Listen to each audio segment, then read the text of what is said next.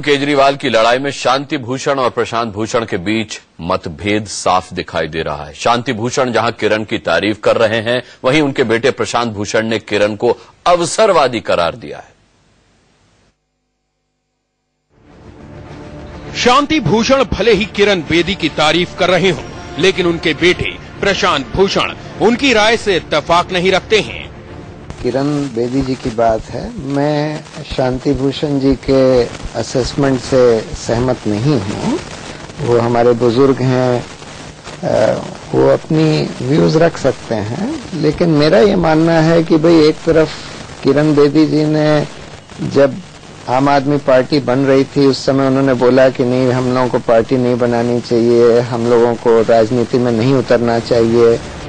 हालांकि एक मुद्दे पर प्रशांत भूषण और शांति भूषण की राय एक जैसी दिखी। दोनों ही किरण बेदी के बीजेपी में जाने के खिलाफ दिखे।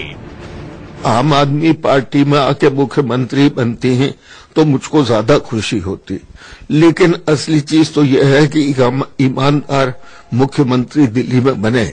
इसलिए मेरा कहना यह है कि किसी पार्टी से भी हो, लेकिन अगर ईमानदारी का प्रशासन दिल्ली को देंगी, जैसा मुझे पक्का विश्वास है, तो दिल्ली के लिए अच्छा होगा, दिल्ली के लिए भला होगा। चुनाव के आखिर में आकर वो एक ऐसी पार्टी को ज्वाइन कर लेती हैं जो कि न ही सिर्फ सांप्रदायिक है, न ही सिर्फ भ्रष्ट है, न ही सिर्फ फांसीवादी है, न ही सिर्फ दकियानूसी है, बल्कि ऐसी पॉलिसीज वो चलाना चाहती है जो कि बिल्कुल आम आदमी के और जनता के खिलाफ है। एक वक्त था जब अन्ना के नेतृत्व में किरण बेदी हो या केजरीवाल या फिर प्रशांत भूषण, सब भ्रष्टाचार के खिलाफ जंग में एक साथ थे, लेकिन सियासत में आते ही सब भ्रष्टाचार को भूल आपस में ही जंग लड़ रहे हैं।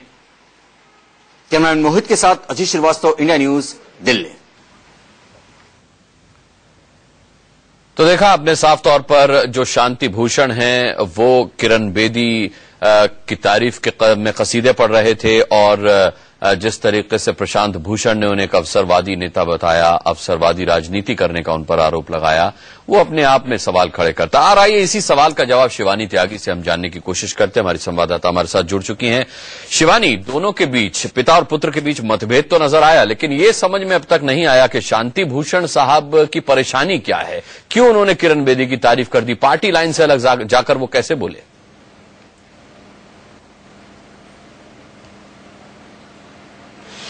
देखिए अनुराग, अगर शांति भूषण की बात करें तो वो अगर आम आदमी पार्टी में जो उनका स्टेचर है सबसे बड़ा है, पर शांति भूषण समय समय पर पार्टी में इंटरनल डेमोक्रेसी ना होने की भी बात कह चुके हैं।